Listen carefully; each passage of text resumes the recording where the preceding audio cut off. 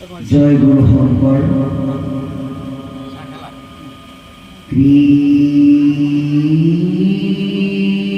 কৃষ্ণ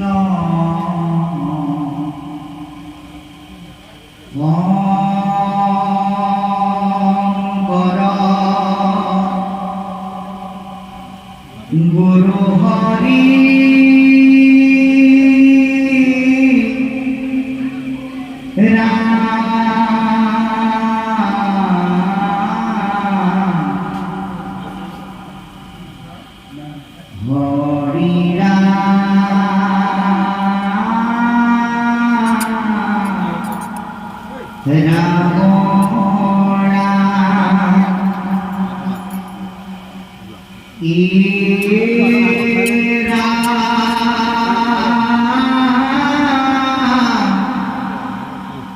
জয়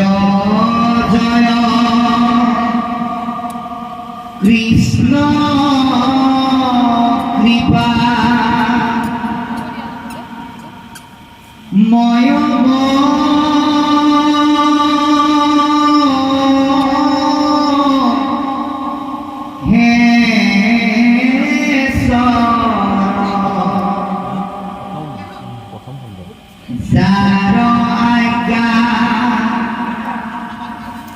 হিরে বহে ব্রহ্মা হরি হর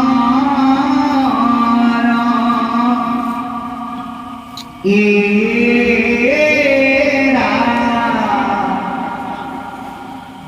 মই সগুণ আদি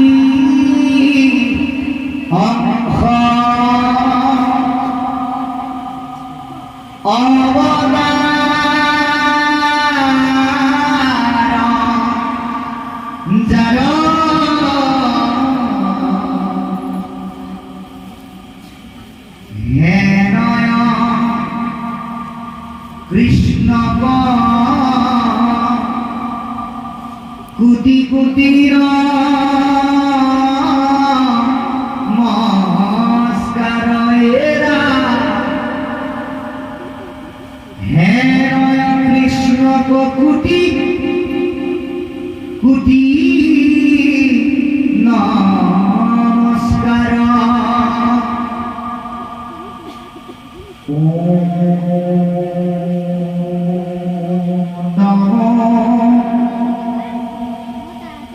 ভগবতে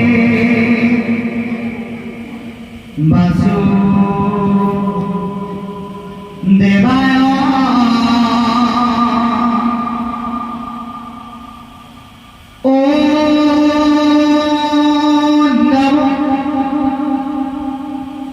ভগবতে বাসুদেবায়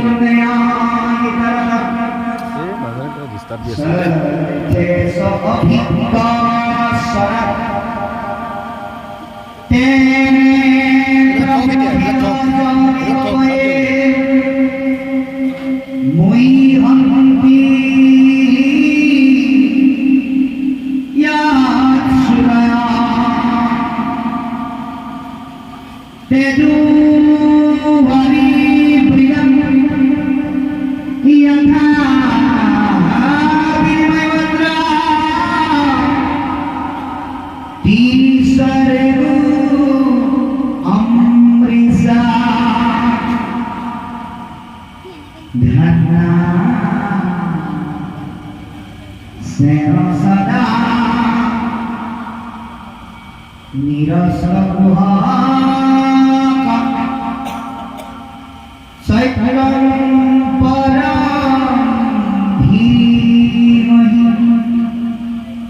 ধর্ম পৃথিতা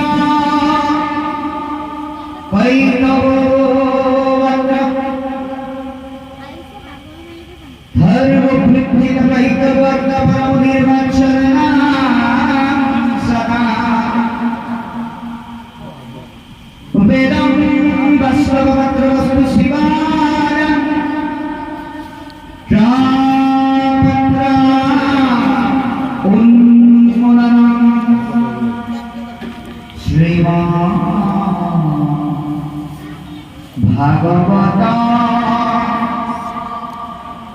মহামুনি কৃতে কিংবা পরৈশ্বর চৈত্রহীন অবর্ততে প্രീതി সুশুভি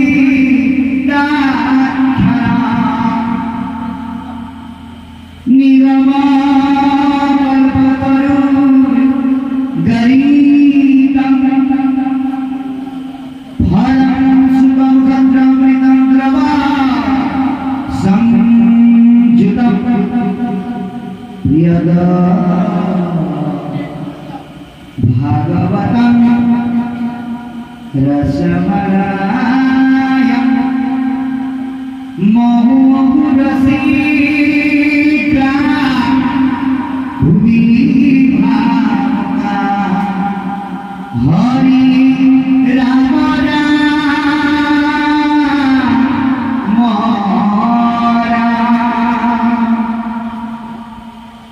মহুরসিকা ভুবি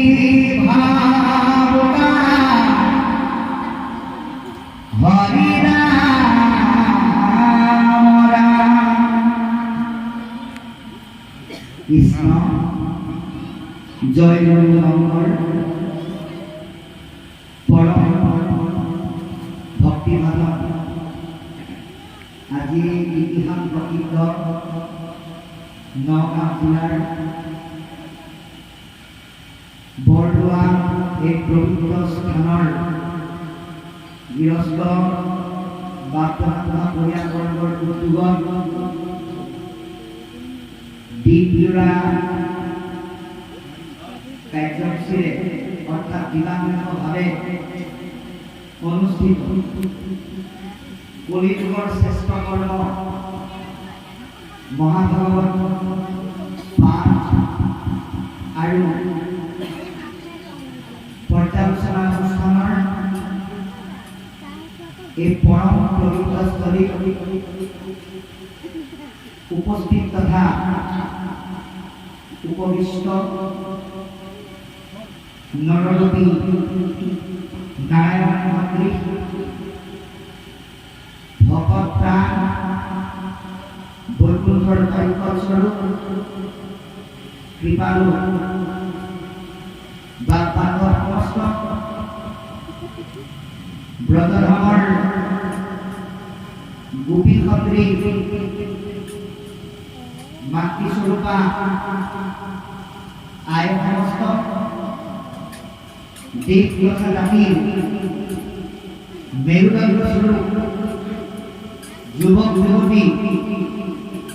বন্ধু বান্ধৱী সমস্ত আৰু কৃষ্ণ সদৃশ কণ কণ ভাইটি ভণ্টি শিশু ভক্তসকল জয় জয় জয় আমি অতীত চনে আপোনালোকক মহামন্ত্ৰৰ দুখানি অভয়চৰণত আমাৰ শিৰ নগৰী ভক্তিভৰা শ্ৰদ্ধাৰ চৰণ নিবেদন কৰিছোঁ সেৱা নিবেদন কৰিছোঁ পাঠৰ আৰম্ভণিৰ পৰা বৰ্তমান সময়লৈকে আৰু অহাকালিলৈ শেষ পৰ্যন্তলৈকে এই পাঠৰ আসন অলংকৃত কৰি পাঠ ভাগি আগবঢ়াই যোৱা বা আগবঢ়াই থকা পাঠক গুৰুমতী বাপুৰ বাবে আন্তৰিক শ্ৰদ্ধাভৰা সেৱা নিবেদন কৰিছোঁ। আমি সেৱা নিবেদন কৰিছোঁ এই অনুষ্ঠান ভাগি অতি হেমাহেৰে অতি কষ্টৰে মহান অনুভৱৰে সৈতে আয়োজন কৰা এই সাধু পৰিয়াল কিয়নো মহাপুৰুষ মাধৱদেৱে কৈছে তেওঁৰ অমান্য চিন্তি নাম কথা কলিযুগত যদি এনেকুৱা মহান চিন্তাৰ কাৰ্যকৰী কৰে তেতিয়াহ'লে কি হয় এরা জিতু জানে শুদ্ধ ভাবে হরিত রণদয়া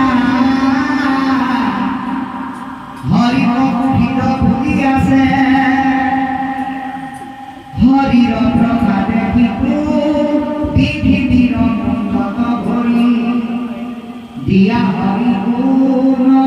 গায়া নাচে দিয়া হরি গুণ গায়া নাচে এই দুইটা বলে দিব Halo. Ini nomor Muhammad Rasulullah Ayyuban Uri Hongkar Rahmoi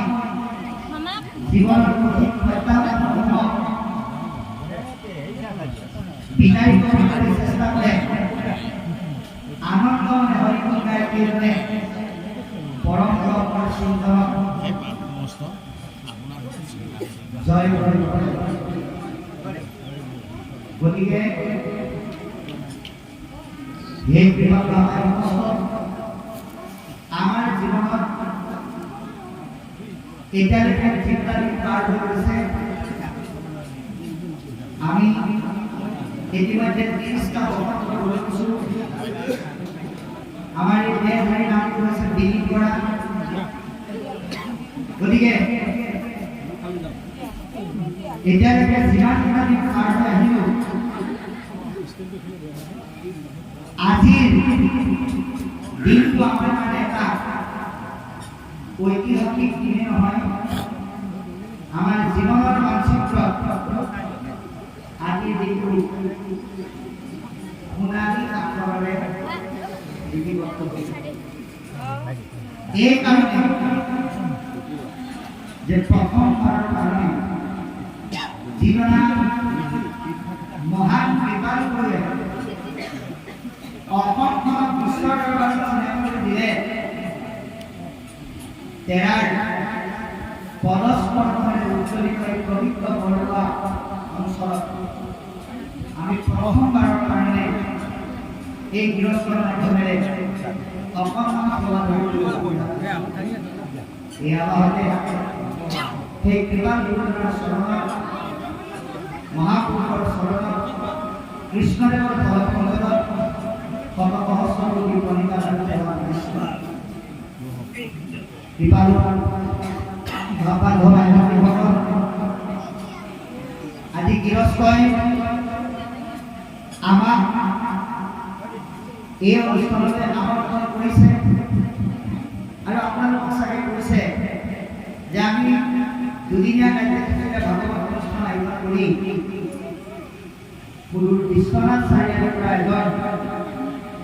ভাগৱতৰ ব্যাখ্যাকাৰ ডক্টৰ আলোচনাত আমন্ত্ৰণ কৰিছোঁ আৰু যিসকলে আমাৰ ছ'চিয়েল মিডিয়াত ব্যাখ্যাটো দেখিছে তেখেতসকলে হয়তো ভাবিছে যে ইউটিউব বা ফেচবুকৰ যোগেদি তেখেতে যেনেধৰণে ব্যাখ্যা কৰে বা আগতে আমি এবাৰ যিখিনি কথা পাইছোঁ আজি চাগে তাতকৈ নতুন কথা কৈ আমাক অনুপ্ৰাণিত কৰিব বুলি আপোনালোকে হয়তো ভাবিছে কিন্তু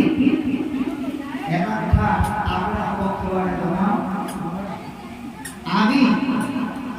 আপোনালোকৰ দৰে মহাভক্তৰ চৰণ চলা বুলি গুৰুজনাৰ পৰস্পৰে জীৱন ধন্য হ'বলৈ আহিছোঁ আপোনালোকক কিবা নতুন কথা কৈ আনন্দ আৰু জ্ঞান দিব পৰাৰ ধৃষ্টতা আমাৰ একেবাৰেই নাই আপোনালোকৰ মাজত থাকি আমি মাত্ৰ আপোনালোকক এটা অভাৱে পূৰা কৰিব পাৰিম সেইটোৱে হ'ল ইমান দিনা আপোনালোকে বিচাৰি ফুৰা অজ্ঞানী মহামূৰ্খ মহানধক মহাপাপী শেষৰজনক আপোনালোকে আৰু এই মুহূৰ্তৰ পৰা বিচাৰি পেলাই দূৰত যাব সেইজন আপোনালোকৰ সন্মুখত আছে গতিকে আপোনালোকৰ অকণমান চৰত কিবা ধৰি দুটা উৎকৃষ্ট কথা একেলগে আলাপ কৰি নজনা দুটামান কথা শিকি বুজি জ্ঞানৰ ভঁৰাল ভৰণ কৰিবলৈ আহিছোঁ। ইয়াত যদি কিবা ভুলভাল যদি হয় আপোনালোকে নিজ গুণে পৰীক্ষণ কৰিব। আজি আপোনালোকে এই মহাভাৰতৰ সৰ্বভাৰতা স্কন্ধৰ ভিতৰত 335টা অধ্যায়ৰ ভিতৰত 10টা লক্ষণৰ ভিতৰত 5,96,000 শব্দৰ ভিতৰত দশম স্কন্ধৰ আদিশ্বৰ ইতিমধ্যে আৰম্ভ হৈছে। যিটো বিষয়ক কৃপালুপৰজনাই হৃদয়ৰ এটা অংশ বুলি কৈছে, য'ত মূৰ্ত ভগৱন্ত কৃপালু কৃষ্ণদেৱৰ জন্ম জীৱন আৰু কৰ্মৰাজি নিৰ্গুণ ভগৱন্তই ভূমিদাৰ কৰি কৰা আনন্দ ধেমালি আৰু ভক্তৰ দমনৰ মাধ্যমেৰে সততা শান্তি আৰু সাধু প্ৰতিষ্ঠা কৰাই এক সুন্দৰ বিষয়বস্তু আপোনালোকে ইতিমধ্যে আৰম্ভ কৰি বহুখিনি পাৰ কৰিছে। আপোনালোকে জানে ভগৱান কৃষ্ণৰ বৰ্তমান যি কালিয়াখনৰ বিষয় চলি আছে, এই বিষয়লৈ আমি সোমাই যোৱাৰ আগতে এটা কথা উপলব্ধি কৰিব লাগিব যে এই মহাভাগৱত প্ৰথম মন্ত্ৰত শ্ৰৱণ কৰা শ্ৰোতাজনে আছিল ৰজা পৰীক্ষিত। এটা কথা উপলব্ধি কৰিব কৃপালু সাধুমস্ত আইসমস্ত আন্ধাৰে সদায় কিন্তু পোহৰলৈ নিমন্ত্ৰণ কৰে। সমস্যাৰ উদ্ভৱ নহ'লে সমাধানৰ সূত্ৰ যে বিচাৰিব লাগে সেই কথা আমি কেতিয়াও নাভাবোঁ। জীৱনৰ প্ৰতিটো ফলতে আমাৰ ভাল বস্তুবিলাক আহৰণৰ ক্ষেত্ৰত আগবাঢ়িবলৈ যাওঁতে তাৰ এটা মুহূৰ্তত আমি এটা প্ৰত্যাহ্বান গ্ৰহণ কৰিব লাগিব। যি প্ৰত্যাহ্বান আপুনি আমি বাদ দিয়ক, স্বয়ং বৈষ্ণৱ ৰজা সপ্তদীপক উপকীৰ অন্যতম যোগগুৰুৰ এক শক্তিৰ অধিকাৰী পৰীক্ষিতেও কিন্তু সমস্যাৰ সন্মুখীন হৈছে। অৰ্থাৎ তেওঁ কলিয়ে গ্ৰাস নকৰাকৈ কিন্তু নেৰিলে। পৰীক্ষিতক যদি কলিয়ে গ্ৰাস কৰিব পাৰে, আপুনি আমি কেনেকৈ পাৰিম? এক নম্বৰ এই চিন্তাৰে আমি ভাগৱত শ্ৰৱণ কৰিব লাগিব। দুই, আপোনালোকে হয়তো ভাবিব পাৰে পৰীক্ষিতে ভাগৱতৰ জ্ঞান কিয় পাবলগা হ'ল? বহুত বৈষ্ণৱ আৰু ৰজা আছে, ভাগৱত পাবৰ কাৰণে যিমানখিনি পুণ্যৰ প্ৰয়োজন সেইখিনি তেৰাই উত্তৰাৰ গৰ্ভত ভগৱন্তৰ কৃপাৰ যোগেদি অৰ্জন কৰি আছে। গতিকে আপুনি আমিও সেই কৃপাৰ আনন্দ লৈ দশম স্কন্ধৰ মাধ্যমেৰে কৃষ্ণ কথা আমি শ্ৰৱণ কীৰ্তন কৰিব লাগে। আৰু সেইকাৰণে কৃষ্ণ কথা শুনিবলৈ আহোঁতে আমি স্থিৰ কৰি পেলাই ইয়াত অংশগ্ৰহণ কৰিব লাগিব। অংশগ্ৰহণ কৰিলেই নহ'ব,